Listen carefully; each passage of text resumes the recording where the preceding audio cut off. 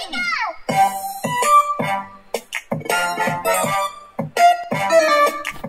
guys, gals, Jamila Gaming here, back with another video for Goddess of Genesis S. In today's video, we're going to be going over the challenge Arcane Trial, something you should definitely be doing every day. I'm going to show you a little bit about some of the rewards that you get from it and where they can be used. So the first thing we're going to jump into is actually the currency that you get for Arcane Trial, because this is the reason that you do it every day. So you come over to the shop, into Arcane, and you'll see you got a lot of really shiny things, some SR gems, SSR gems, Destiny Tarets, SR Trinket, and SSR Trinkets. But the thing that you're going to be using this currency for most is right down here. The Elven Wings, the Dwarven Bronze, and later in the game, even the Magic Mithril. So what this stuff does is this ascends your gear. As you progress through the game, you're going to definitely be doing Astral Shores. Astral Shores is, the dungeon I think most of us spend our time in. It's gear, it's gems, you need it. Everything you get from it's great. It's also the way to ascend gear. You're going to get these Elven Wings, these Dwarven Bronze, these Magic Mithril, even the Planar Alloy. Now, what happens is as you get farther, you stop earning the Elven Wings and the Dwarven Bronze. But you do keep getting nice SSR gear. So what happens is you need to ascend that gear and you run out of these resources very quick. So you're going to spend your arcane coins on these resources so you're not wasting your stamina to go back and beat lower level Astral Shore dungeons. Now what I mean is, for your gear, you come right on over here. Let's find just a nice low piece. So when you go to ascend though, you see here's the Magic Mithril. This one's just gotten a bit higher, so it costs the higher resources. And here's the Planar Alloy. Because I do high level Astral Shore runs, I have a ton of this Planar Alloy. But if I were to go, say, swap this for something at a lower level, like the Dream Observer, and I want to now ascend that, well, we gotta upgrade by 10 first. So now I go to ascend, it takes these Elven Wings, right? So I can ascend it, sure. Upgrade it again. Now it costs a Dwarven Bronze.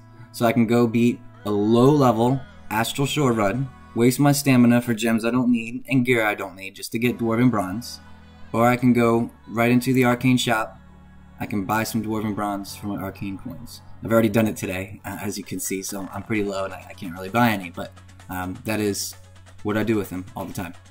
Alright, so let's get into the Astral Shores, how to quickly clear it, and what you're looking out for. Alright, so like I said, for the most part, for this Arcane Trial, I'm just going to go through how to speedrun, what passives you want to build as you get through to keep your team alive, and make sure the enemy team dies fast. The first thing you're going to notice as we get into the video is also how to pick the teams that you're going against. So one person you want to look out for and not fight at all is Dracula, especially when you're speedrunning. So you see there, I back out of this fight and I go into the next one. Reason being is Dracula's got that passive, keeps him alive after he gets down to near death. So you have to do a whole nother run with your team, a whole nother go around, every single person's move. You gotta watch it go off and watch Dracula sit there with 0 health, all freaking hunky-dory and alive. So you try and get rid of him. Now, I didn't put the first fight down, so we kind of breezed through it nice and quick, but we won, yay. The first passive I'm looking out for, it's a tough choice, right? Because Pen is great, and make sure you kind of win on that first round. You get through the Valkyries and the Poseidons and Marco Polos, all them, right through their defense, and you nuke. But as you get into those later rounds, Shield's Blessing is beautiful. You got bad guys with Reflex up, you got Exploding Corpses, and your damage dealers take some abuse. They take a lot of abuse. So this 30% shield keeps them alive as they nuke.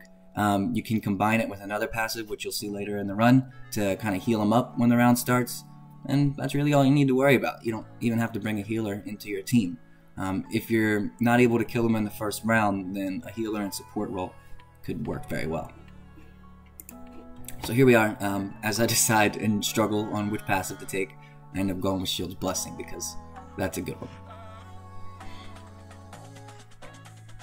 So we get on to our next fight. If I don't miss, there we are. Alright, no Dracula. I'm gonna breeze through this one.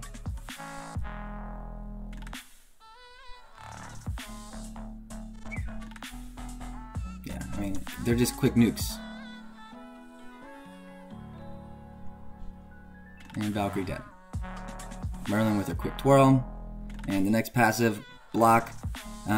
Block's a decent one. It's really not one I go out of my way for.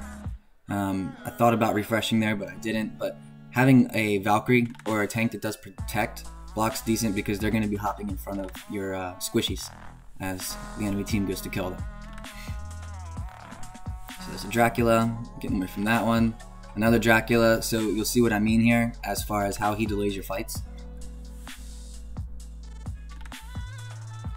So I'm going to go nuke him down just like I do in every other run, right? Who's left standing there is Dracula as the tank. I haven't killed him yet, and now I did. So his passive's up. He's got that little purple bubble. 0 health, takes no damage. He's just going to keep living until he goes again. So now he finally goes, and I kill him. Just an extra little bit. If the fight wasn't at double speed, you would have felt my pain on how long it takes to get that Dracula down. Crit damage, kind of the obvious passive to take there. It's beautiful, especially legendary. Pretty much any buff you want to take is going to be a legendary or elite. There's really only one rare buff that's worth grabbing, and you'll see that here later in the video.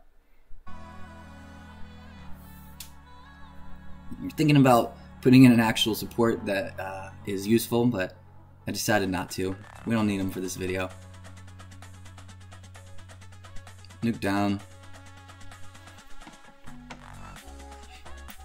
Next passive. I had to refresh a couple times on this one. It is worth refreshing. And right there, Sun God's Blessing. That was the one that heals you. Even if it's the elite one, it heals you by a decent percentage at the beginning of every fight. So watch Medusa's health just went right up.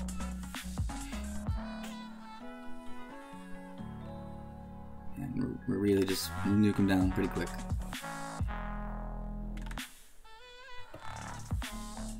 Next passive. Thought about taking the Shadow Hero one just because of my Lilith, but that crit plus 30% is great. At this stage in the game, you know, we want to build crit. We need to make sure we're landing our crits and we're doing big boy damage. So it's going to make the rest of my team that aren't quite at 100% really get them crits in there. So you see Lilith just lost her shield from that Incinerate.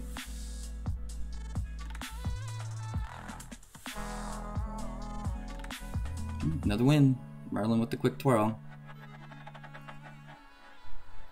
Thought about taking the mage damage bonus, but decided against that as well.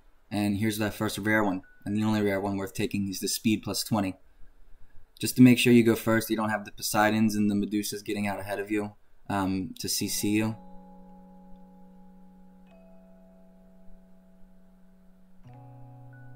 Straight down. See, because of that speed, I went before Alice that turn and killed her. Otherwise, she would have slept somebody.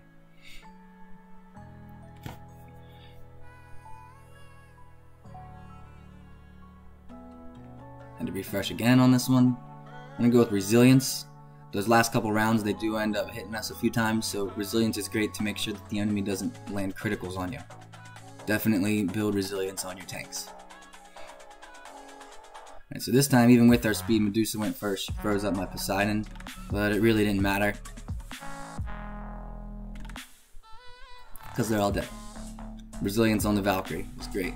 Now if you saw at the end of the video there, Lilith had lost quite a bit of health. So watch here at the beginning of the next round, all the health she's going to heal back, right back to full. You don't need to have a healer on your team in Arcane Trial if you can get this passive. See, there's her health nice and low, and boom, back to full.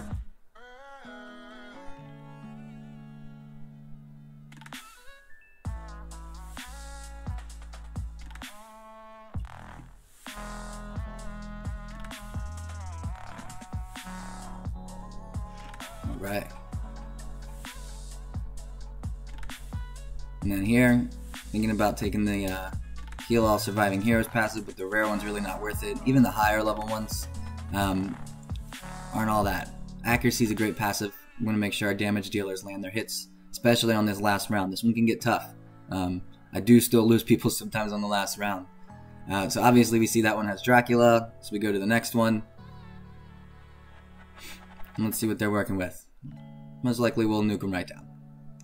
Yep.